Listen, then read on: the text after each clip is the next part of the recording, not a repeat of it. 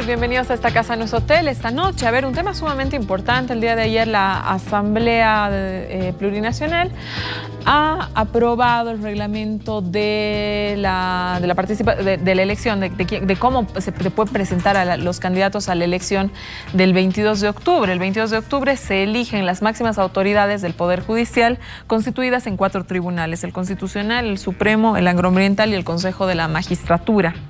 Cada proceso, por lo que hemos leído, es independiente el uno del otro. La propuesta contiene que las universidades participen con 8 representantes en parte del proceso de la calificación, es decir, la universidad acompañaría en 70 puntos de la calificación. Los otros 30 estarían a cargo de la Asamblea Plurinacional. Es sobre este importantísimo tema que, bueno, la agenda política ha venido desarrollándose un poco alrededor de lo que va a suceder en estas elecciones. Han habido ayer poleras, han habido gritos, han habido ausencias, pero se ha terminado aprobando ese reglamento del que vamos a hablar esta noche. Hemos invitado a Iván Lima, abogado. Buenas noches, bienvenido otra vez a esta casa, no es hotel, Iván. Gracias, Susana. Con nosotros también la diputada Jimena Acosta. Como siempre, Jimena, es un gusto tenerte en el programa. Gracias, Susana, un gusto estar aquí. Susana Rivero con nosotros, muy buenas noches, bienvenida como siempre. Buenas noches, Susana, buenas noches, Iván. Hola, Jimena. Buenas noches. A ver, empezaré contigo, Jimena.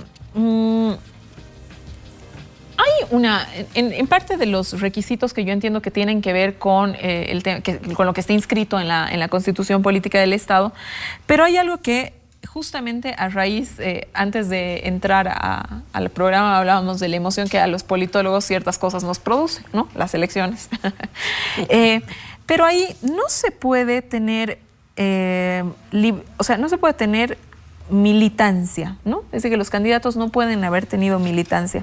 Y ahí, Jimena, evidentemente como politóloga me surge una pregunta. La Constitución también te marca el derecho de libre asociación, el derecho a militar en una organización política, porque este tiene que ser un inconveniente, ya que es un derecho constitucional, es un inconveniente para presentarte a una elección que finalmente va a ser elegida y determinada por voto popular. Es muy sencillo. Y yo sé que como politóloga sabes la respuesta, es un poco compartirla con la gente que nos acompaña, porque la idea de la separación de poderes implica que los partidos en función de gobierno o que están en el legislativo en función de representación no tengan a través de sus cuadros partidarios influencia en otros órganos del Estado, donde lo que puede implicar es que prime una decisión partidaria por encima de lo único que debe primar la acción de un magistrado, que es la ley, el cumplimiento de la ley, de la Constitución.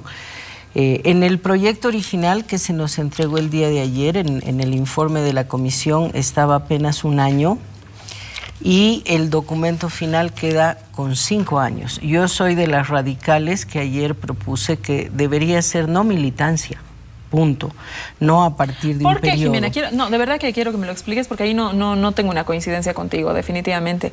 Hay muchos abogados, ¿no?, que son excelentes abogados y que han tenido militancia política. Cualquier abogado sabe que cuando sucede un juicio donde haya algún tipo de interés, lo que prima es la independencia de las partes, es decir, ¿no?, la independencia de las partes sobre el hecho, y para eso existe la figura de la excusa, ¿no? Entonces, a ver, de verdad que lo quiero entender bien, porque me parece que estamos partiendo, primero yendo contra un derecho constitucional, que es la libre filiación política, ¿no? Y lo segundo, que estamos partiendo de la sospecha. O sea, nosotros entendemos que si alguien ha militado alguna vez un partido político, directamente va a juzgar mal, y eso no es así. Lo que pasa es que estás analizando en base al deber ser, y eso sería suficiente si estuviéramos en un contexto donde operaran y funcionaran las instituciones antes que los intereses y donde habría una cultura democrática en todos los sectores. Primero, no se le está restringiendo el derecho a nadie, porque a nadie se le prohíbe tener militancia. El que quiere tener militancia, que la tenga. El tema es que no podría ser magistrado. ¿Por qué? por la militancia, pero no es que te dicen no seas militante. Si quieres serlo es decisión tuya. En el caso particular de lo que es la realidad nacional, ayer durante la exposición de mi colega y además amiga Susana Rivero y también de Adriana Salvatierra, la senadora, recordaban los horrores del pasado de la injerencia política en el órgano de justicia. ¿Tú lo podrías negar? No, imposible. ¿No es cierto? Y negar que hoy hay injerencia política del MAS hacia el órgano judicial, tampoco lo puedes negar, es una verdad. Entonces, funcionó mal en el pasado, funciona mal en el presente. Sería sano probar otra cosa para que la justicia se vea independiente, no solo como órgano, sino de los propios... Déjame terminar un minutito la idea. Adelante. Sino que la independencia no sea solo en tanto órganos y equilibrio de poderes, sino también independencia de los partidos y organizaciones políticas. Pero no te preocupes tanto, porque igual ya han aprobado con solamente 5 años de no militancia. Entonces, lo cual me parece, igualito no se ha resuelto el problema. A mí francamente me parece una locura. Es decir, si nosotros empezamos a transparentarlas antes, tampoco se podía tener militancia. Supuestamente nunca, jamás, nunca nadie la tenía. Jamás, ¿no? Entonces, capaz... Si uno transparente y dice, sí, evidentemente yo milito, o sea, vas en situación de transparencia. Más bien a mí me parece que lo que hay que hacer es empezar a transparentar en qué líneas te mueves. No sé, a ver, Iván, tu opinión. El tema es que tu posición la toma Suiza. Antes de asumir el cargo, un magistrado tiene que jurar a uno de los partidos políticos. Es decir, que tienes modelos en el mundo en los cuales tienes que tener responsabilidad. El partido que lleva a ese candidato será el responsable cuando sea un negligente, un corrupto o haga mal las cosas. Entonces, los partidos mismos se esfuerzan en llevar buenos candidatos. Es un aspecto 100% político. El presidente Trump ha elegido a un magistrado para la Corte Suprema y te aseguro que no ha escogido un demócrata. El presidente Macri también ha escogido un magistrado de la Corte Suprema y no era especialmente un señor K. Pero hay una puntualización que debemos hacer. Nuestra Constitución, el 182.4, dice literalmente que las magistradas y magistrados no podrán pertenecer a organizaciones políticas. Entonces hay una... pero no habla de la temporalidad. No habla de la temporalidad, pero dentro de la interpretación constitucional deberíamos revisar los papeles de la Asamblea Constituyente y el alcance que le quiso dar nuestro constituyente. Y es el que dice la señora Jimena Costa, que no pertenezcan nunca a partidos políticos, porque no querían que pertenezcan los del pasado y desde ese momento no se quería que pertenezcan a partidos políticos. Entonces yo entendería que el límite de 5 años, 1 año, no es tal vez lo ideal. Yo creo que lo ideal, si respetamos la interpretación constitucional, es que nunca hubieran pertenecido a partidos políticos. Es una interpretación constitucional. ¿Es una interpretación constitucional personal tuya? No, es una interpretación que plantea... No ha dado el tribunal. No, el Tribunal Constitucional no se ha pronunciado sobre este tema. Lo que dice nuestra Constitución es que la interpretación se hace con base a los papeles de la Constitución, en base a una interpretación sistemática de la Constitución y a lo que quiso el constituyente. Desde el 2009 hay esta previsión, que los magistrados no pertenezcan a un partido político. Entonces, por lo menos te diría que desde el 2009 no podemos militar en un partido político. Bueno, pero ahí hay una vulneración de un derecho. Nosotros tenemos derecho a militar y tenemos derecho a trabajar y tenemos derecho a concursar. Pero no los miembros del Poder Judicial. Sí, no claro, es no. compartida por todos. Es una opinión, por supuesto, pero... Idealmente, podemos seguir el modelo de Suiza, podemos seguir un modelo boliviano y estamos en Bolivia y hay que respetar la Constitución. Y hay una cultura ver, política en Suiza y otra cultura política. Sí. Voy con la pregunta porque yo sigo en la convocatoria. Aquí hay un acuerdo, bueno, y ahí confío un poco más en la gente. A ver, se prohíbe participar a quienes hayan trabajado en empresas transnacionales que hayan tenido o que tengan contratos con el Estado. Eso también entiendo que está en la Constitución. Pero ¿no vulneramos el derecho al trabajo, Susana? Bueno, mira, voy a hacer una pequeña introducción para quienes están viendo tu programa y así como hacíamos referencia ayer en la Asamblea y también acaba de recordármelo Jimena, la anterior Corte Suprema, el anterior Consejo de la Judicatura, se lo loteaban y se lo cuoteaban los políticos. Y era además un cuoteo institucional. Tenemos una serie de recortes de periódicos donde podemos mostrarle y recordar a las nuevas generaciones, sobre todo, como era el presidente, el vicepresidente, los mismos actores políticos que hoy están dando vueltas, Tuto Quiroga, gente que participó en esos gobiernos, se cuoteaban los cargos, es decir, 2 le tocan al MNR, 2 le tocan a ADN porque había un acuerdo patriótico, 1 le toca al NFR, Condepa siempre renegaba porque no le tocaba nada, se lo loteaban todo. Ahí no se exigían requisitos de ninguna naturaleza, excepto los constitucionales, que era ser mayor de edad, haber cumplido los deberes militares, obviamente ser abogado y tener una cierta trayectoria profesional. Pero no se hacía todo un proceso como el que se hizo en la anterior oportunidad, y ahora se pretende mejorar, habiendo aprendido también que hay que ser mucho más rigurosos con la idoneidad, la transparencia, la ética, y eso es lo que se incorpora y se mejora. Y voy a después explicar con más detalle.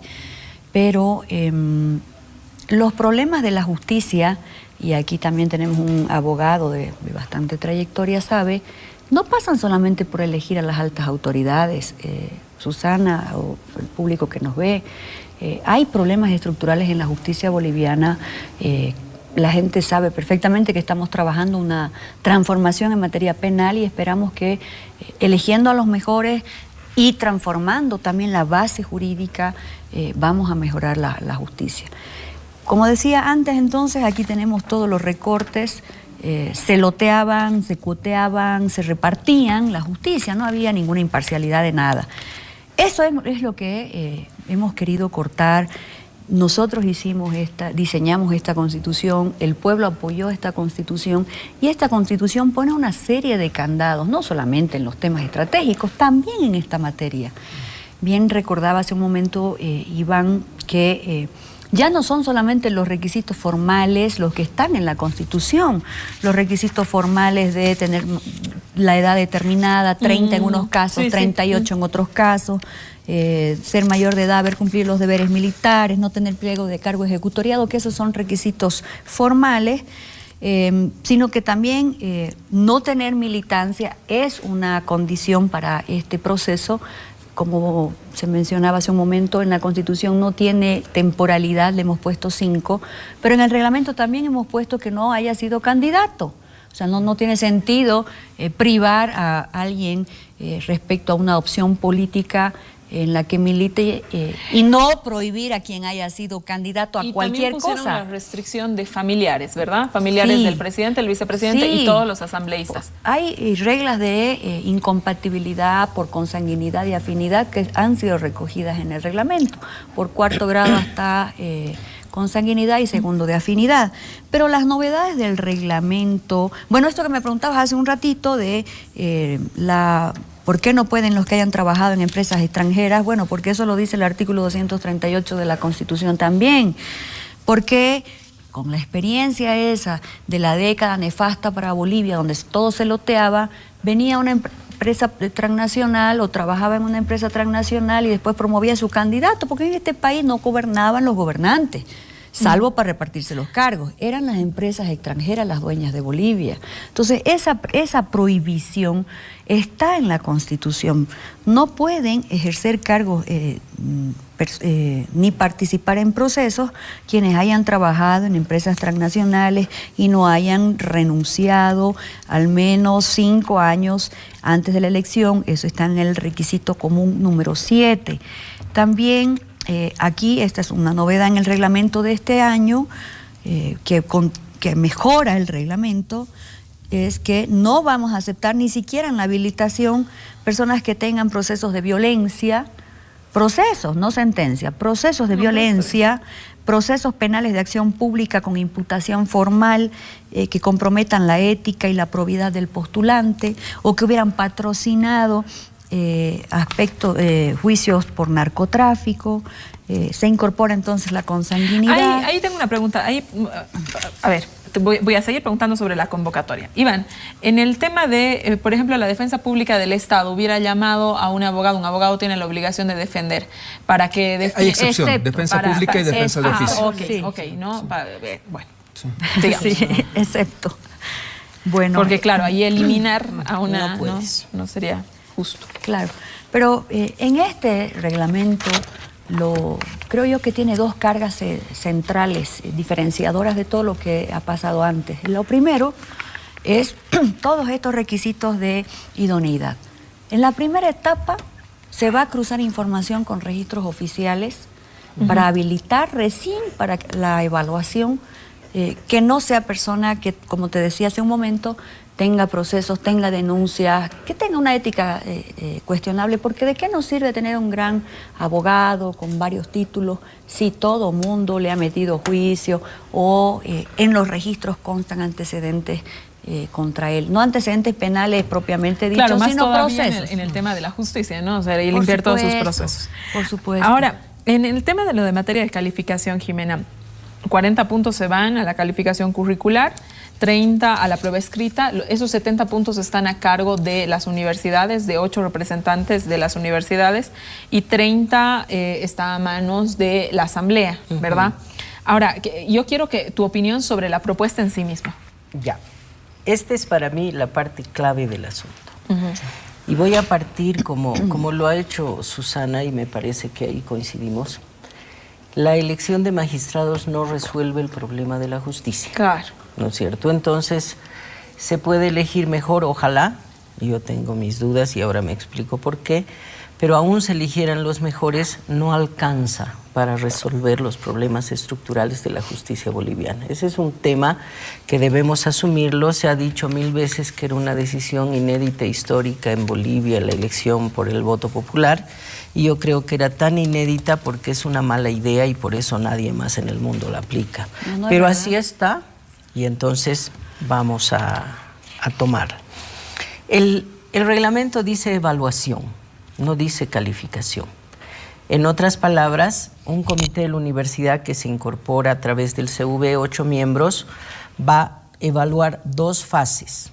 La de currículum, papeles, todos los requisitos que están señalados, y segundo, un examen escrito, lo que a mí me parece interesante porque está puesto escrito, preparan una batería de 720 preguntas, 60 se le da a cada uno de los postulantes y eso se evalúa de manera anónima. Es el mecanismo que usamos en la UMSA, por ejemplo, y que yo comparto mucho. Pero ¿cuál es el tema?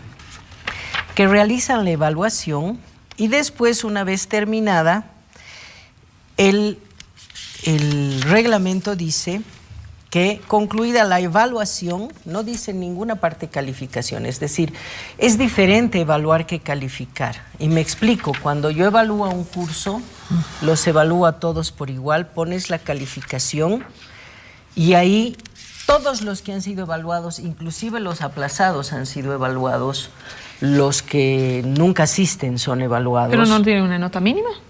Por eso, pero el rato de la calificación es el momento en que ya no todos son iguales. ¿Te das cuenta? Claro. Es el momento en que unos pueden tener 100 y otros pueden tener 10. Entonces, el resultado de esta evaluación pasa como evaluación, no como calificación.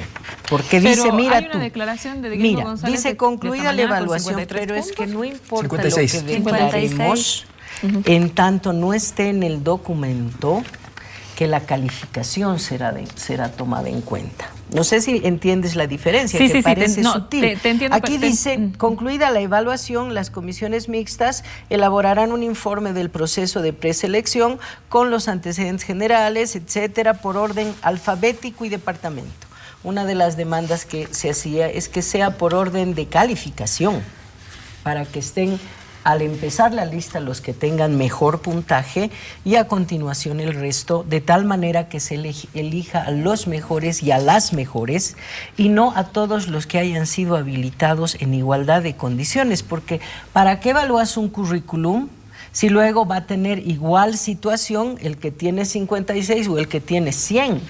La idea era que ese informe de calificación en el orden de la nota que tengan sea tomado como base a la hora de votar. Tal cual está, dice la calificación, a ver, por cada cargo convocado, así como la calificación de cada postulante, que no es inferior a 56. Estamos tomando en cuenta a los que han pasado al filo y no a los mejores. Mi percepción, si queremos mejorar la justicia, es que deberíamos seleccionar a ver, para que la gente nos No dice esta eso en el calificación es reglamento. 56, lo mínimo para estar habilitado. lo mínimo para estar habilitado Sí. a la entrevista No, No es en no, total. no. Permítanme El puntaje explicar final. A ver, orden. por favor. ¿sí? Yo decía, por eso tiene dos cargas el proceso en sí mismo. La primera es habilitación. Y la habilitación es quien cumple todas estas condiciones generales y de idoneidad y ética. Es decir, no se va a filtrar una persona que tenga procesos. Eso es fundamental eso en la primera etapa. Luego recién entramos a la evaluación que harán las comisiones. Esa evaluación está subdividida en tres partes, que era lo que vos señalabas. La primera parte, que es la evaluación curricular, que tiene 40 puntos. La segunda es el examen, que tiene 30 puntos. Y la tercera es la entrevista, que es para conocer y para cerciorarnos de si lo que han respondido en el examen y lo que dice el currículum es acorde también con lo que nos diga en una entrevista. Estamos hablando de puntos. Eso que la Jimena habla es una susceptibilidad nada más, porque el reglamento habla de puntos. Estamos hablando con puntajes. Y posteriormente, cuando el informe de la comisión haya sido terminado, el propio reglamento lo señala que se va a publicar con el puntaje al que hubieran llegado. Seguimos hablando de puntaje. No es una evaluación de que yo voy a mirar pasa, no pasa, Jimena. Es con puntaje. Y lo que sí dice el reglamento es, porque eso ha venido del sistema universitario, con la experiencia del sistema universitario, cómo evalúan ellos a sus docentes, es que nos han dicho que pase a la asamblea con el mínimo, pero es la asamblea ya la que va a tomar las decisiones. ¿Por qué? Quiero preguntarte, ¿Por qué razón? Susana. Un ratito terminaré porque a mí me han dejado hablar poquito. ¿Por qué? ¿Por qué no le decimos nosotros que ese rato elegimos en las comisiones? El pleno de la Asamblea tiene que debatir el artículo 158 de la Constitución, que es el que ha generado polémica estos días. En su parágrafo primero, numeral 5, dice: como atribución de la Asamblea Plurinacional, además de la que determina la ley, preseleccionar a las candidatas y a los candidatos, etcétera. No dice las comisiones. Nosotros vamos a hacer un trabajo técnico. Vamos a abrir el proceso el día martes. Vamos a hacer una conferencia de prensa indicándole a las personas, a los profesionales que quieran presentarse, dónde van a presentar sus documentos, y el 26 se cierra este plazo para que se presenten los documentos para que empecemos a trabajar. A ese día ya tendrán que haber venido los delegados de las universidades a sentarse con nosotros en la mesa, a revisar primero los méritos académicos con unos formularios muy rigurosos donde todo vale. Vale el título, vale el diplomado, vale la especialidad, vale la maestría. Es decir, vamos a hacer un proceso con ellos. ¿Y cuál era el detallito que ponía la oposición en este proceso primero? Y ahora lo vuelve a poner con tal de decir algo, intuyo yo, que con eso de que no vamos a escoger a los mejores. De entrada, diciendo eso, nos pedían que sean quienes hagan este proceso de preselección una comisión independiente. Eso pedía la oposición y lo seguía pidiendo incluso el sábado, día de la asamblea. Y le hemos dicho, lean la Constitución. La Constitución dice es una atribución de la asamblea.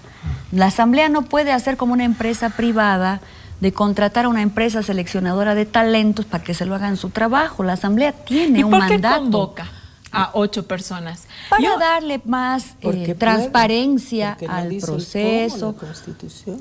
Claro, pero Dice que podemos invitar a la universidad, a expertos, al PUB, pero ¿eso además dice lo la hemos universidad? hecho.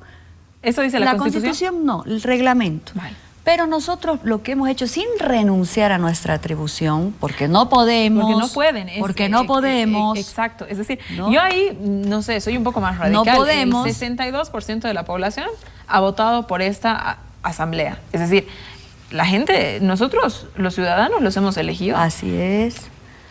Es una atribución indelegable. Yo no sé, ahí más adelante... No he entendido, el 62% ha votado. El 62% ¿no? vota que hay unos 2/3, el 100% de la población, tienes razón. Estás pensando solo en los masistas elegidos. No, pero el 100%, pero bueno, el 100% de la población, ya, ok, por eso, el 100% de la población ha votado para una asamblea legislativa, donde se les dan unas atribuciones, ¿no es cierto? Así es. Entonces, en el marco de esas atribuciones está...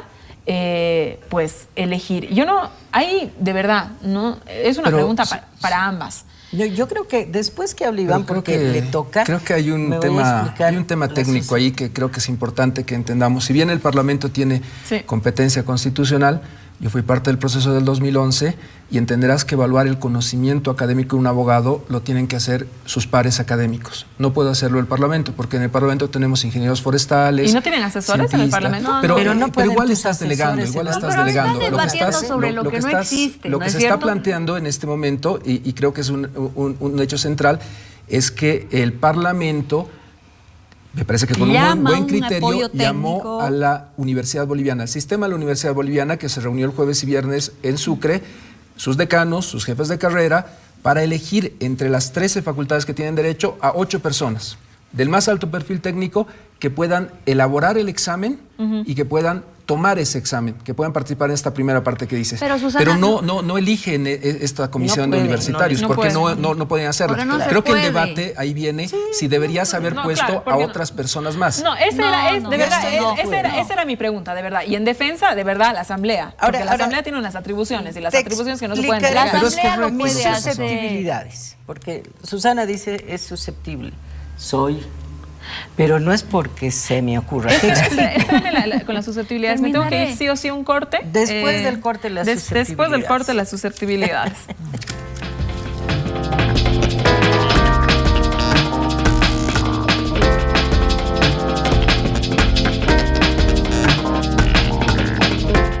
Quédate con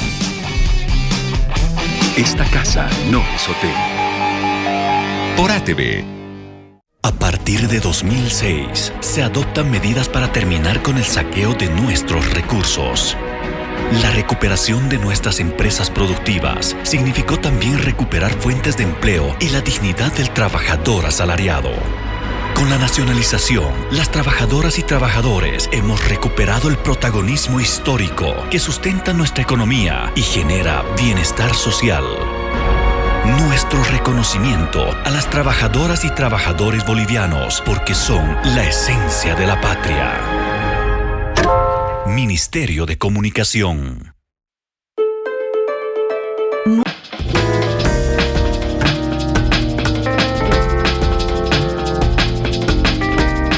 Y a las susceptibilidades. Jimena. Es que para suponer cómo puede actuar el movimiento al socialismo no hay que mirar una bola de cristal, sino lo que ha pasado en los procesos previos, ¿no? En el caso, por ejemplo, de la propia elección del 2011, han seleccionado gente que ahora está procesada y que incluso dijo públicamente que le iba a leer los fallos en hoja de coca. Sabemos de qué estamos hablando. Eso ha sido elegido por el movimiento al socialismo. Elección de defensor del pueblo, la anterior. Ganó Waldo Albarracín, lo pusieron a Villena. Reciente elección de defensor del pueblo. Eran 4 con la mayor nota: Rogelio Maita, Ramiro Iquize, Mónica Bayá y Teresa Subieta. Como en 8º lugar, si no me falla la memoria, estaba el señor Tesanos. Estaba habilitado. No, eso no es verdad. Está la lista, eso no son es 24. Déjame terminar. ¿Es verdad la idea. lo del señor Maita? Perdón, terminaré la idea. No, entonces, es que ¿cuál es el problema? Que de la lista de habilitados, en el caso del defensor, eran 24. Entonces, los 24 están habilitados. Si no hay nada que obligue a la Asamblea, que la misma Asamblea se obligue a sí misma para tomar el puntaje, puedes elegir el primero, el tercero, el 8º o el 10º. Pueden ser 10 y puedes tomar el 10º porque tú dirías están en igualdad de condiciones. Entonces, ese es el problema. No es el cuestionamiento que yo tengo en este momento al proceso de selección. Ha mejorado. Hay examen escrito, hay una comisión académica. Bueno, menos mal. El problema es que cuando salga ese informe de comisión, tú tienes una lista de habilitados con puntaje. Unos 100, otros 56.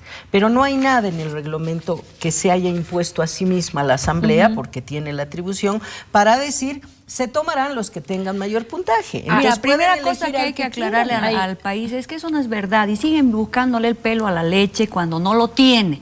Menos mal que ahora Jimena reconoce que es un buen reglamento, No, que es es bueno, mejorado, que es mejor que es transparente y que las cosas se van a hacer bien. Hasta el sábado no decían eso. Pero no es verdad que se haya escogido a los peores en la asamblea.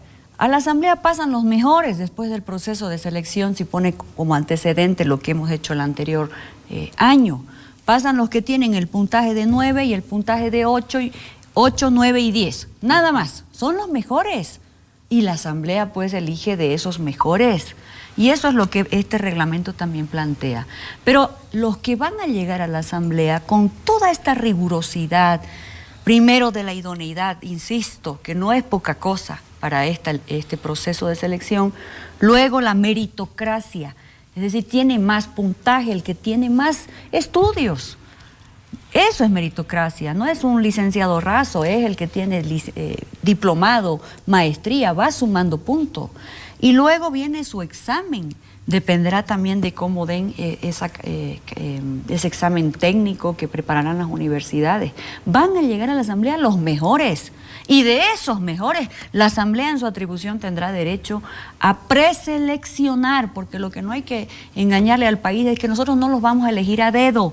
Vamos a dar una lista, en el caso del constitucional, vamos a llevar 4 por departamento, hasta 4 podremos seleccionar por departamento, en el Supremo hasta 4 también por departamento, para que sea el pueblo boliviano el Susana, que elija. querida, ¿cuántos son en el constitucional en Lo total? que también es falso, que 36. dice Jimena acá, es que en ningún país se elige. Ahí Se Iván. escoge en Suiza, en Estados Unidos y en Así Japón. es, se elige. Ya, a ver, en el constitucional son 36 jueces que se van a elegir. Sí, 4 por departamento. 4 por departamento. 2 hombres, 2 mujeres. Entonces, hablamos de 18, ¿no es Sí. cierto? Supremo, ¿cuántos se van a elegir? En el Supremo también son por departamento. Por departamento No, pero también. una cosa, Susana, es lo que va a encontrar la gente en su papeleta, que son candidatos, y otro es lo que va a elegir. Se ha ajustado la norma en cuanto a la composición de los distintos órganos. El constitucional tiene que estar integrado por 9, antes eran 7. El Supremo tiene que estar integrado por 18, antes eran 9, hasta el año pasado, bueno, los que están ahora ejerciendo. Para el agroambiental, antes eran 7, o ahora siguen ejerciendo 7, van a ser 5. Y en el Consejo de la Magistratura van a ser 3. Esas son las autoridades que vamos a elegir. Estos 2 últimos son, entonces la elección es a nivel nacional y Los esto dos. de alguna manera, el constitucional y el Supremo es departamental. Departamental. Así es. Lo que nosotros vamos a hacer es preseleccionarle candidatos. Claro. ¿Ya? 4 candidatos por departamento para el constitucional, 4 candidatos por departamento para el Supremo y los otros son circunscripción nacional. Y otra diferencia respecto al proceso anterior también es que no van a tener 2 listas separadas. Por ejemplo, en la circunscripción departamental va a haber una sola papeleta, donde van a estar hombres, mujeres, indígenas. En la circunscripción nacional va a haber una sola papeleta, ya no van a haber 2 papeletas que eran las que confundían. Franjas. Había una franja para hombres, otra para mujeres, era demasiada complicada la elección, eso se ha simplificado. Y otra cosa que se ha simplificado, que para mí me parece fundamental, además de este proceso de selección, se ha modificado que en la anterior norma, en la anterior elección, solo el órgano electoral podía hablar de los candidatos. Ahora los medios de comunicación podrán habilitar foros para discusión, para conocer a esos candidatos. Lo que no pueden hacer es campaña, obviamente, pero ya no hay esa restricción tan rigurosa. En la ley modificatoria, En la Susana. modificatoria En la dice que modificatoria pueden dice- los medios de comunicación Y las armar personas foros no y pueden debates. pronunciarse a favor o en contra de un candidato, ni siquiera por internet o redes sociales, porque eso podría tener incluso sanción penal. Pero la Eso está en la diferencia ley de fondo modificatoria. entre el anterior proceso y ahora es que en el anterior solo el órgano electoral podía hablar y ahora los medios de comunicación pueden hacerlo. Iván, a ver, vamos contigo. Hay modificaciones sumamente interesantes, ¿no? Se está tomando exámenes, lo cual está bien, ¿no? Los medios van a poder hablar, lo cual también está bien porque informa a la gente. pero el hecho de que los candidatos dejen de hacer campaña, en realidad, cuán positivo, cuánto mejor el proceso. Es decir, si yo voy Eso no es un cambio, si eso está en la yo mañana voy a... Esto también está en la Constitución. Porque claro, es decir, sería interesante conocer qué piensa un candidato de la modificación del aborto, de la justicia. Del 168. No puede opinar de esas cosas. Es que ese es el punto central del debate. Lo que se está planteando en esta mesa es un tema constitucional. Nuestra Constitución dice que el voto es por sufragio universal. Y en el mundo hay dos modelos, el boliviano, que es electivo, y el japonés, que es ratificatorio. Ya. Esos dos modelos, que son los únicos que aplican, porque el de Estados Unidos y el de Suiza son para tribunales inferiores, no para cortes supremas, tienen características que tenemos que analizar a futuro. Yo creo que ahora estamos con reglas de juego, pero es muy grave cuando haces voto electivo. ¿Por qué? Porque se ha visto en la anterior elección que minorías efectivas pueden secuestrar nuestros tribunales. ¿A qué me refiero? Tienes el voto de Ligia Velázquez. 97% de su voto es de 2 municipios. Tienes candidatos que han hecho pactos con cooperativistas y toda su votación es de ese sector. Entonces, ese es el riesgo de que la población vote nulo, que la gente anule la posibilidad de decidir. Yo creo que el gran avance de este proceso, que se lo ha planteado, y Catalina Botero lo dijo expresamente, Catalina es la relatora de libertad de expresión de los derechos humanos, es que en esta próxima elección el debate entre los candidatos sea real, que es algo que se está rescatando. No como debiera ser porque tenemos límite constitucional, pero ha dado un gran avance el reglamento y la modificación en la ley. A ver, explícale a la gente ese avance. El tema que teníamos se refería a que en la anterior elección ningún candidato podía hacer ningún tipo de campaña y el tiempo entre ellos era matemático. Si yo hablaba 1 minuto, los demás candidatos tenían que hablar 1 minuto. Esto ha desaparecido en este reglamento. Este reglamento está habilitando la posibilidad de que haya un debate amplio entre los candidatos sobre las propuestas. Pero ese es un tema que creo que va a tener desarrollo esta vez. Yo creo que los del Tribunal Constitucional van a tener límites muy grandes en sus declaraciones. Por sentido común, no pueden opinar del aborto ni pueden opinar de la reelección del presidente. Pero los del Consejo de la Magistratura no. Los del Consejo de la Magistratura concretamente tienen que decirle al país cómo van a cambiar la justicia. Ellos son el órgano de planificación y gestión.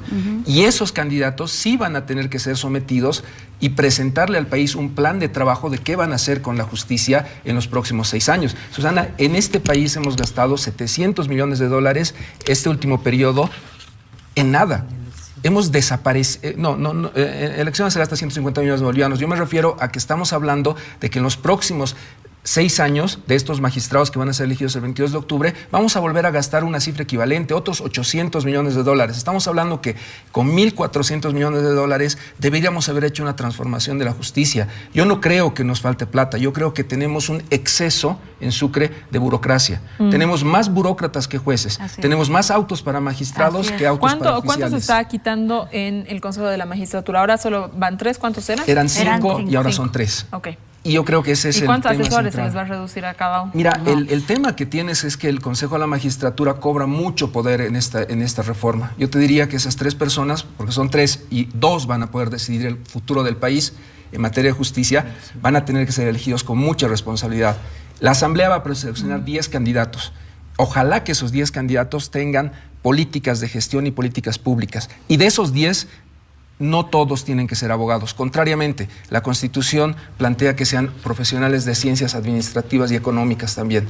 Me parece que ese es un tema central, medular de este proceso. Qué interesante eso que, bueno, para que la gente se entere, ¿no? Al Consejo de la Magistratura, que se van a elegir 3, no necesariamente van candidatos a abogados, sino también son cargos administrativos. Es que, a ver, uno cree que la gente lo sabe, no lo sabe. A la gente hay que contarle de qué va exactamente cada una de las. Y si me permite cerrar el tema, hay otro valor, otra riqueza importante en este proceso. El Tribunal Supremo, por las características que han puesto en el reglamento, va a tener que ser integrado por jueces. Yo tengo una lectura personal, eso sí es una interpretación mía, de que nuestro Tribunal Supremo no puede volver a tener gente que en su vida ha dictado una sentencia. El Tribunal Supremo es la máxima instancia del país y han puesto en la parte de meritocracia la experiencia como juez. la experiencia como magistrado, como vocal de corte. Si aplicamos ese reglamento, los que van a tener nota de 40 en esa calificación van a ser nuestros jueces, los mejores jueces que hemos tenido en el país. Y el examen lo van a dar mejor los jueces que los abogados que nunca han dictado una resolución. Correcto. Y en la entrevista también van a tener una mejor nota. Entonces Claro, yo creo la que experiencia. es posible que el Tribunal Supremo y el Constitucional se lleguen a formar por jueces. Y el Consejo, te repito, tiene que tener gente que no sea abogado. Hay que invitar a profesionales de otras áreas para que vayan a planificar una organización compleja que tiene dinero y lo está administrando muy mal. Y el agroambiental, ahí sí tengo discrepancias con Susana y con muchas personas. Yo creo que no debería funcionar. Yo creo que es un error histórico de nuestra Constitución haber creado un tribunal agroambiental. Es un tribunal que tiene menos de 300 casos por año. Sí, por ahora, Iván, por ahora, porque el proceso de saneamiento está en curso, pero no podemos no tener un tribunal que se dedique a los temas ambientales, a los temas agrarios. Esta es una materia que va a ir creciendo en el país. Si bien se le reduce la cantidad de magistrados Más por todavía ahora, con todo lo que tienen ha una crecido. regla procesal que justifique. ¿Cuántos pero- son? 7. Bueno, ahora son 7 se han 7, bajado a pero 5. van a ser 5, de acuerdo a la ley que se ha aprobado. Van a ser solo 5. Entonces, resumiendo, es un muy buen reglamento, lo mejor que se ha podido trabajar hasta acá. Hemos recibido el apoyo de las universidades, no porque no podamos hacerlo, sino para darle un poco de certeza al país. En este reglamento se exige muchísimo, se exige idoneidad, se exige meritocracia, mucho estudio, mucha experiencia laboral, pero además va a haber publicidad en todo el proceso y vamos a utilizar herramientas tecnológicas, por ejemplo, en la etapa de los exámenes, donde van a entrar con códigos de barra y no vamos a saber de quién es el examen que se está calificando. Cada una de las etapas va a ser publicada, el pueblo va a estar informado de todo lo que vamos a ir haciendo, las audiencias van a ser públicas, así que garantizamos hacer a nivel de comisiones un trabajo técnico y con la mayor seriedad, porque este reglamento no nos da mucho margen a salirnos de él. Es muy riguroso, el reglamento ha sido aprobado incluso con unos anexos de cómo se va a calificar cada una, qué punto tiene cada documento que puede o no puede presentar postulantes, ¿no? Así que desde el día martes... ¿Y eso también se va a publicar, Susana? Está en las Está páginas en web. las páginas Ya, web. Presidencia, Está- cámaras. Eso es público. la gente puede empezar a aplicar desde el lunes, ¿verdad? Desde el martes. martes. Del 2 al 26 de Mañana mayo, sería. ojalá que haya una gran participación de gente Eso es lo que apueste por esperamos él. y es lo que lamentamos de la oposición, que en vez de seguir con la comisión independiente, que saben que no se puede, porque eso sería más bien darle un golpe de Estado a la Asamblea, desconocer mandatos y generar un caos jurídico y una incertidumbre que no le hace bien a nadie. Se acaban los 6 años de mandato de estas autoridades que se han elegido y por lo tanto hay que preparar el proceso y Jimena, el proceso hay que hacerlo este año. justamente Entonces, lo que pedimos es más bien, hay seriedad, la convocatoria es buena, hay reglas claras de entrada, preséntense los mejores y las mejores profesionales del país. Jimena, ahí quiero hablar de justamente el punto político. La anterior elección, la del 2011, la oposición llamó a votar nulo. Sin embargo, las elecciones se dieron, los magistrados se posesionaron, los magistrados ejercieron 6 años y evidentemente ahí vamos a coincidir, Jimena, los resultados no han sido los que nadie esperaba. O sea, todo el mundo esperaba una transformación, no ha habido tal transformación. Eso es así, ¿no es cierto? Ahora, pero llamar a un voto nulo ha sido una estrategia equivocada. Yo te pregunto si es que la oposición, ¿qué es el camino por el que va a optar? La elección va a suceder, ¿no? Entonces, como va a suceder la elección, ¿no? Otra vez llamar al voto nulo, ¿no? Te lo pregunto como estrategia, ¿qué es lo que se va a plantear? O apuntar a que postulen los mejores realmente, a hacer un seguimiento al proceso y así pues acompañar a lo que va a suceder. Va a suceder una elección donde se van a posesionar magistrados. Eso va a suceder, ¿no? Entonces, ¿a qué se apunta, Jimena? Ahora sí. Mira, es absolutamente innecesario hacer una campaña por el voto nulo. El ciudadano está viendo y ya la gente se empieza a manifestar antes que empiece el proceso que va a votar nulo porque hay una falta de credibilidad en la Asamblea, no solo por los resultados de la anterior elección, sino por los resultados de otros procesos de selección, como es el caso del Defensor del Pueblo que acabo de mencionar. Un tema de fondo, Susana, es algo que no se ha resuelto y que no se puede resolver sin cambiar la Constitución, que es el tema de que aún tengan un 2% de votación, igual pueden ser posesionados. Es decir, la norma que hemos ratificado el viernes pasado con una ley modificatoria y que no podíamos cambiar porque está en la Constitución, dice que el que tenga mayor número de votos válidos será el ganador. Por eso. Pero, ¿cuál ha sido el resultado de esa muy mala idea?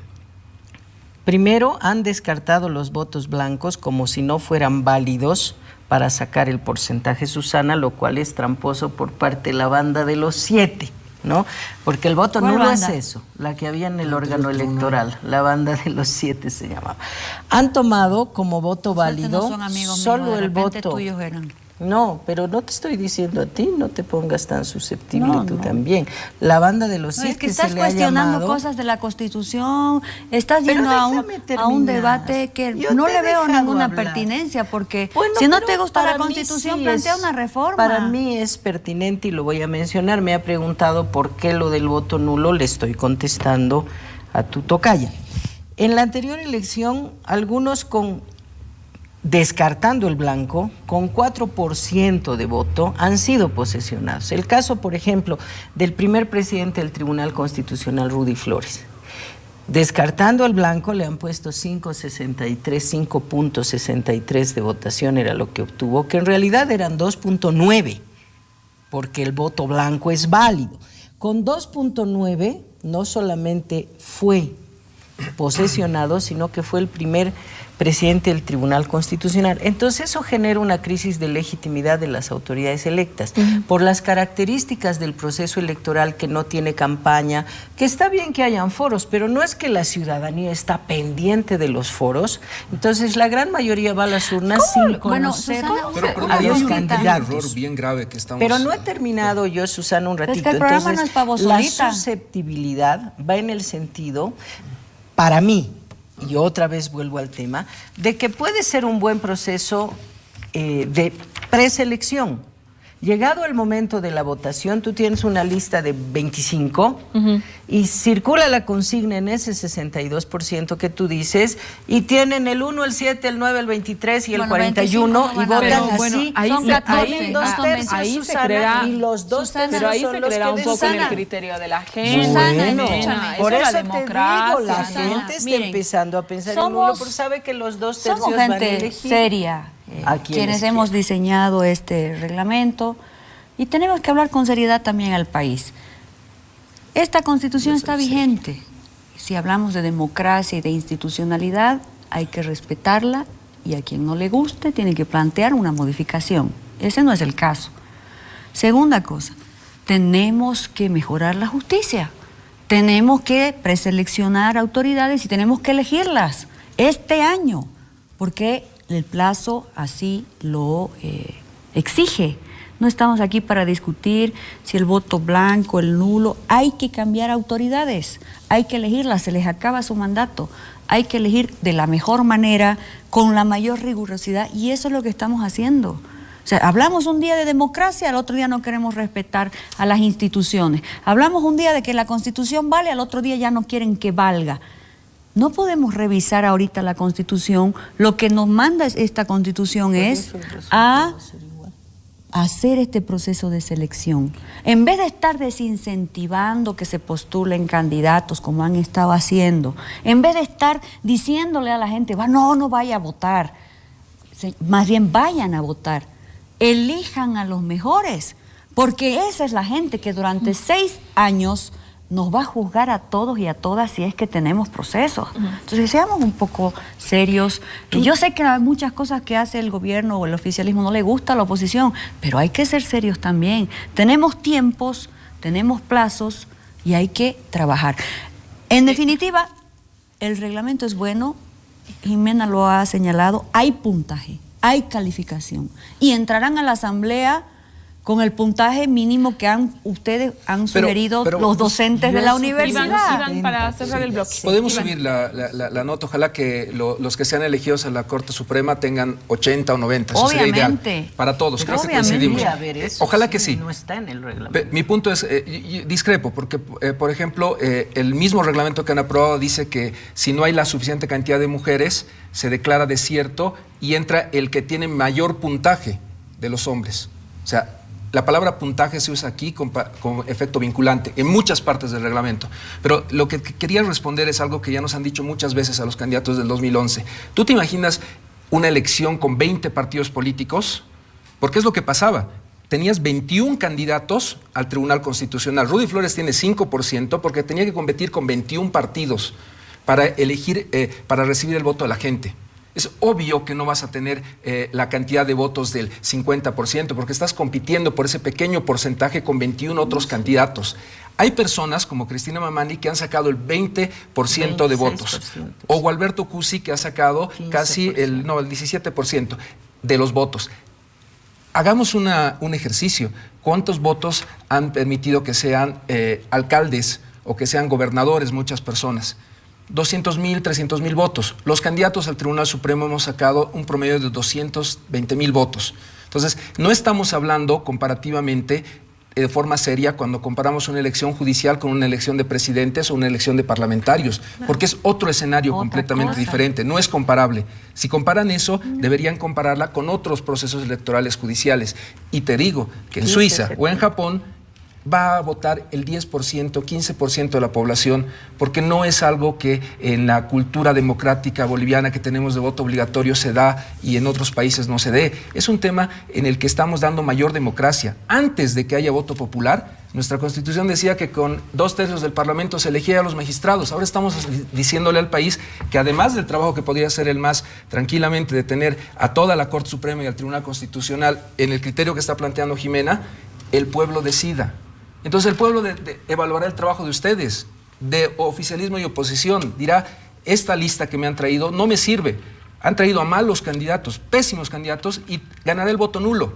En la medida en la que el país y las generaciones nuevas apuesten por este proceso, participen, saquen la nota más alta y sean candidatos, el voto nulo no va a ganar esta vez. Esa es la gran apuesta que tenemos y es lo que decía desde el inicio desde que me invitaste, hablando con colegas, hablando con compañeros de trabajo y mucha gente, que tenemos que lograr que empiece a cambiar el país con participación. Hay un cambio generacional que se va a dar en esta elección. Yo apuesto a eso. Creo que ese es el compromiso que deberían tener oficialismo y oposición. Es un buen reglamento. Convoquemos a que los mejores bolivianos vayan a participar de esta elección. Si el MAS los saca y los retira porque se le ocurrió sacarlos, la gente va a votar nulo. Es así de claro, esas son las reglas de la política. Exacto, por eso nos vamos a un corte. Volvemos y hablamos de los 9 presos. Ya hemos hablado del reglamento, súper interesante, muchas gracias. Ahora hablamos de los 9 compatriotas presos.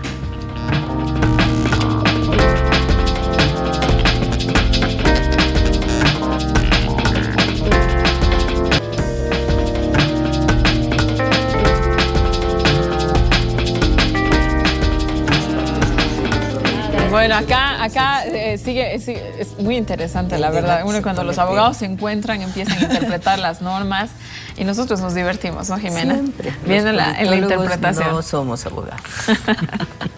A ver, quiero hablar del tema de los 9 compatriotas detenidos en Chile. Jimena, ¿te preocupa que ya haya una condena? Sí. Además, me llama la atención que después de la declaración inicial del canciller y luego de la propia presidenta Bachelet, yo no los he escuchado de nuevo mencionar nada acerca del tema.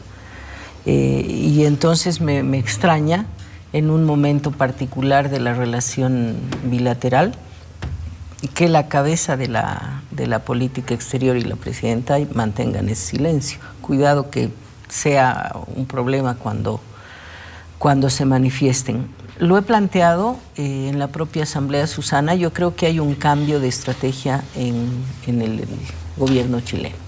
pensémoslo como Estado, porque es como política de Estado. Claro, por supuesto. Teníamos a un inicio, después de que se presentó la demanda ante la Haya, una acción sistemática de descalificación de nuestra demanda, de que no pasa nada, nosotros cumplimos con todo, no prospera. Después que presentaron, les rechazaron, ya ha pasado el tiempo, yo creo que hay un cambio de estrategia hacia una acción confrontacional, sistemática, porque problemas como este de los 9 ciudadanos en frontera, en otras oportunidades han habido y en varias fronteras y se resuelven por vía administrativa o diplomática. No se hace todo lo que se hizo en este caso.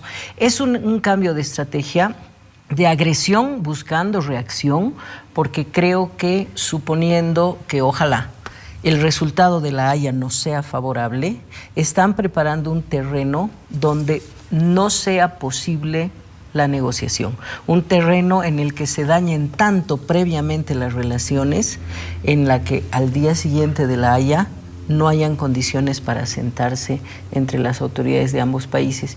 Y por eso creo que están usando todos los caminos, incluyendo el de los 9 detenidos, y además insisto en que nosotros no podemos caer en ese juego, en ese interés de entrar en la confrontación, porque después de la Haya tendrán que sentarse a negociar con nosotros. A ver, existen 2 temas, Iván, que te lo pregunto tú en calidad de abogado. Había la duda de si estaban detenidos en territorio boliviano, si estaban detenidos en territorio chileno. Nosotros en principio dijimos que era territorio boliviano, parece que era territorio chileno, que en otras ocasiones, como decía Jimena, se ha dado, este tema se resuelve así en las fronteras del mundo, se da, ¿no? Es decir, cuando hay en las fronteras hay acciones de delito y las policías fronterizas solucionan esas acciones de delito. A ver, no es esta línea, no, solucionan las acciones de delito, eso se da. ¿Cuál es la diferencia si es que te hablo del delito, si es que hubiera delito, si es que es en territorio chileno o si hubiera sucedido en territorio boliviano? ¿En qué hace diferente? Es crucial, es fundamental, porque si estaban en territorio boliviano, ninguno de los delitos era punible, ninguno de los delitos existía. Y aquí ha habido un exceso de la Fiscalía chilena. El Ministerio Público de Chile sostiene, primero que tiene que sostener que hay 3 delitos para que aplique la detención preventiva. Y para analizar cada uno de los tipos penales tenemos que darle mucha claridad a este tema. Los acusan de que estaban llevando armas, de que habían hecho uso de armas de fuego. Tenían 2 pistolas de reglamento los militares. ¿Tú me puedes explicar qué arma habían usado los otros 7?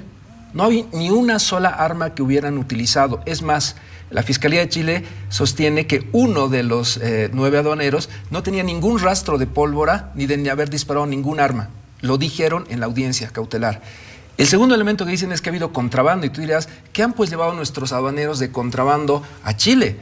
Las 2 vagonetas en las que perseguían a los contrabandistas. Están diciendo que han hecho contrabando de una vagoneta Toyota y una vagoneta Nissan. Hay un hecho ahí muy importante. Si es más de $50,000 es delito, si es menos de $50,000 no es delito.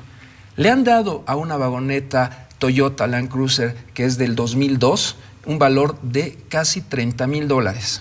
Y al otro auto, que era 2012, $30,000. Es absurdo. O sea, no puedes darle a un auto que tiene tal depreciación ese valor. Han forzado de tal manera los tipos penales que es insostenible esa acusación. Y la tercera acusación es que se estaban robando un camión. Un camión que estaba en un paso fronterizo no autorizado y que llevaba ropa usada. En Chile eso es delito. Lo que han hecho ellos era un delito. Estaban y tenían la obligación de intervenir, y como tú dices, era un crimen transfronterizo en el que deberían haber actuado y apoyado a los carabineros de Chile. De ahí que la Procuraduría de Bolivia y el Defensor del Pueblo han planteado una acción contra los carabineros porque han hecho caso omiso, han incumplido sus deberes de sancionar a estos señores. Pero creo que el tema central en esto es lo que plantea Jimena. Hay una intención del gobierno de Chile de actuar y tensionar la relación que hay entre los dos países. Este es un tema que tradicionalmente en la historia de los dos países se ha resuelto de una manera cordial y diplomática y que no merecía mayor comentario más que algún titular o no tenía un impacto tan fuerte. Estamos hablando de que estas personas injustamente han sido detenidas preventivamente. Y en todos los casos en Chile hay una jurisprudencia de la Corte Suprema chilena que dice que cuando tú pasas una frontera, como han hecho estos ciudadanos, sin tener autorizaciones, no tienes que ser detenido. Dicen en la jurisprudencia de la Corte Suprema chilena que eso es una falta, que has cometido una falta migratoria.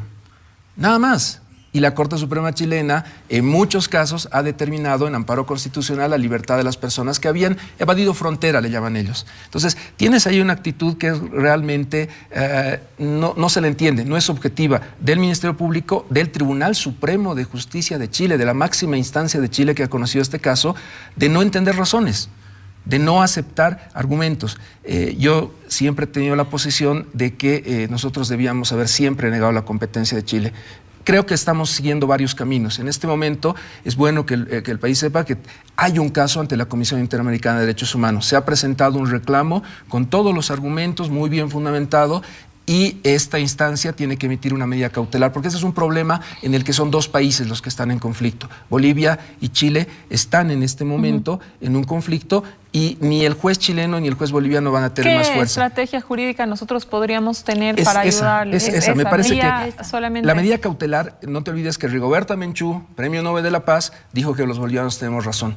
Y muchas instancias internacionales, cuando tú le explicas lo que ha pasado, te empiezan a apoyar. Y este tensionamiento tenemos que llevarlo con un discurso de verdad, con un discurso de explicar qué es lo que ha pasado, llevándolo en un ámbito de transparentar esta relación y la necesidad de trabajar en conjunto con Chile para resolver estos temas. Creo que ese es el camino. No creo que tengamos que bajar la guardia. Son bolivianos, tenemos que acompañarlos, ser solidarios y apoyarlos, pero creo que el camino de la CIDH es bueno, es interesante. Susana, en círculos políticos, diplomáticos, se dice que la justicia chilena le dará 15 años a estos compatriotas de sentencia y que se podría resolver vía perdón o indulto presidencial, que lo que se estuviera induciendo es a que Bolivia le pida un indulto a la presidenta Bachelet.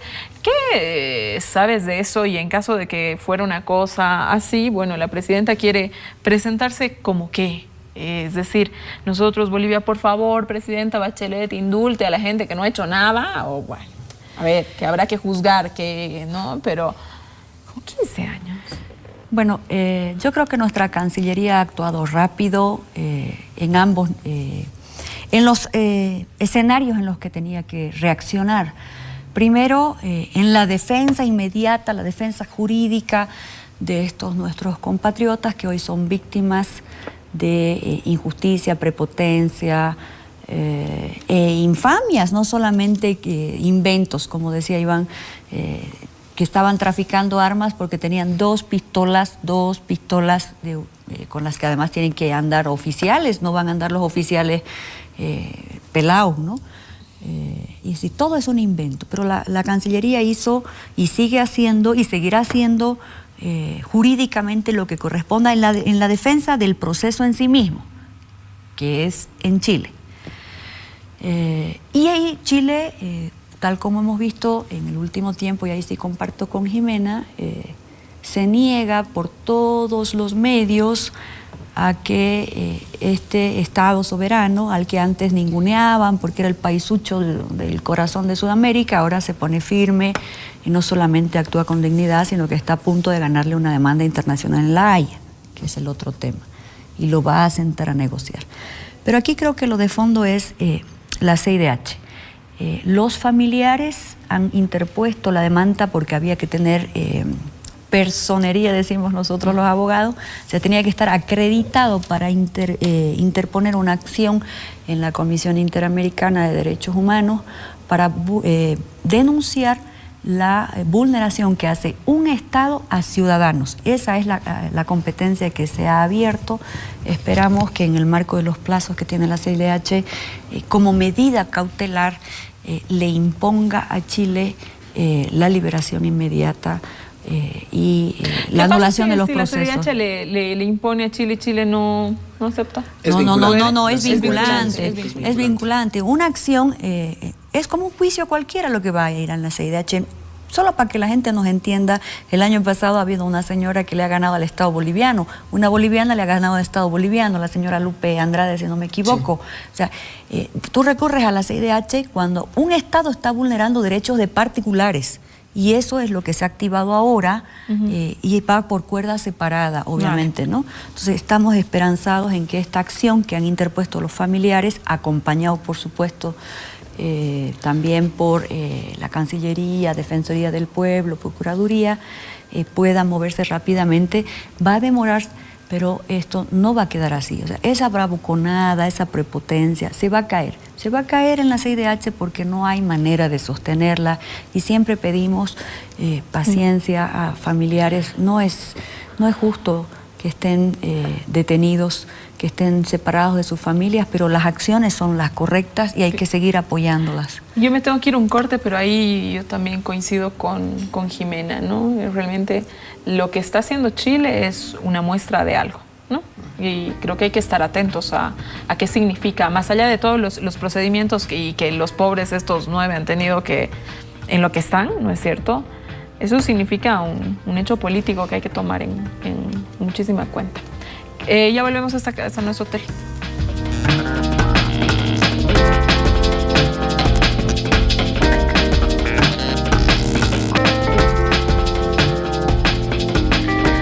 Volvemos ya a la salida de esta casa, nuestro hotel. Iván, te quiero agradecer por haber estado esta noche con nosotros. Siempre es un gusto tenerte. A ver, la conclusión.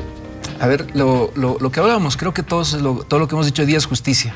Y para que en la demanda de Chile, para que en la elección el pueblo vuelva a confiar en los jueces, en los magistrados, necesitamos el concurso de ustedes. Los políticos tienen que hacer un proceso muy transparente, la oposición controlando, el oficialismo usando sus 2/3. Ojalá que se elija a los mejores. Creo que tenemos garantía de los más altos niveles del país de que se va a hacer así. Y lo que dijimos en este programa, está muy bien ese reglamento. El que quiera entrar va a tener la nota que merece y esperemos que la preocupación de Jimena se desaparezca, que no exista que no tenga que llamar al voto nulo porque este proceso sea tan meritocrático que la Asamblea elija a los que tengan 99, 100 o más nota, o menos. Jimena. Me encantaría equivocarme y como tú dices, que sean posesionados los mejores y las mejores. Mantengo mi susceptibilidad porque aunque el reglamento esté mejor, lamentablemente el reglamento no dice que se eligen a los de mayor puntaje y sabemos que mis colegas del Movimiento al Socialismo hacen uso de sus 2/3. Entre los mejores pueden elegir solo a los que les son afines, de tal manera que yo tengo susceptibilidades y públicamente lo digo. Espero equivocarme y si me tengo que tragar mis palabras, me alegraré mucho. Mientras tanto, los antecedentes en otros procesos me muestran que esa es la tendencia y hoy más que nunca, cuando requieren del Tribunal Constitucional para validar una de las 4 vías que les aseguren la repostulación de Evo Morales. Gracias por haber estado esta noche con nosotros. Siempre es un gusto tenerte. Susana. Le garantizamos al país que esto no va a pasar nunca más mientras nosotros estemos en la Asamblea. No va a ser tuto Quiroga, ni con recomendación como aquí en este periódico hemos leído en varias entrevistas y encuentros, que el propio presidente era el que recomendaba a sus candidatos con nombre y apellido y con la mayor sinvergüenzura. Vamos a escoger como hemos hecho, como hemos elegido al Tribunal Electoral, que hablaron pestes para ese tribunal, un tribunal serio, ahí está, dando buenos resultados. Preseleccionamos y elegimos un defensor del pueblo. No creo mucho en las encuestas, pero las encuestas puntúan muy bien. Ese señor algo estará haciendo bien. Y en todo caso nosotros no elegimos. Vamos a preseleccionar y vamos a pasarle al Tribunal Supremo Electoral nombres para que esos nombres, que van a ser obviamente los que saquen los mejores puntajes, vayan a que el pueblo los ratifique y sean ellos quienes transformen la institucionalidad, que está bienvenida menos. Creo que los supremos son los que trabajan en el marco de las normas, garantizan que se cumplan las leyes, el constitucional también, pero es el Consejo el que debe llevarse la mejor, el mejor cuidado, porque lo que anda mal es lo que pasa todos los días. Puede ser un genio el abogado que esté en el Tribunal Supremo o en el Constitucional, pero si el Consejo no controla la disciplina, la ética, la transparencia, incluso el trato a la ciudadanía, la justicia no va a cambiar. Te agradezco mucho, Susana, haber venido esta noche. Te agradezco mucho, Iván, Jimena. Siempre un placer, y vamos a estar atentos a lo que pasa. Vamos a hacer seguimiento al lado de la oposición para que nos cuenten qué es lo que se está haciendo ahí, cómo se está seleccionando. Vamos a tener programas más adelante. Mientras tanto, la convocatoria está abierta. Susana, inicia el martes 2, se cierra el 26 la presentación. 26 de mayo. Se cierra el 26 de mayo. ¿Cuáles son los siguientes tiempos? Una vez que se cierre el 26 de mayo, ¿cuánto tiempo de selección se tiene? Tenemos del 26 de mayo, el 27 publicamos la lista de quienes se han presentado. Del 27 al 5 de junio evaluamos solamente los requisitos de cumple, básicos. Cumple, no cumple. Eso se hace al lado de la universidad. Sí. Del 7 al 14 son las impugnaciones para que la población conozca a quien quiere impugnar para que no continúe en el proceso. Del 19 al 25 recién empezamos la evaluación curricular de méritos. El 26 y el 27 será el examen escrito. Del 28 al 12 las entrevistas, y nosotros haremos la última sesión de comisión el 14 de julio. O sea, tenemos un mes y medio complicado. Sí, van a trabajar hartísimo. Un mes y medio que vamos a estar, como esta casa no es hotel, muy atentos cómo van a ir los procedimientos. A ver, ojalá que la gente se presente, ojalá que se califiquen a los mejores. Todos tenemos la esperanza puesta en que la justicia se transforme con más confianza, con menos confianza, pero todos queremos eso, que la justicia se transforme para bien de cada uno de nosotros. Nos vemos el siguiente domingo. Disfruten el feriado. Mañana 1 de mayo se recuerda a los caídos en Chicago. Disfruten su día feriado, los recordemos a ellos. Muy buenas noches.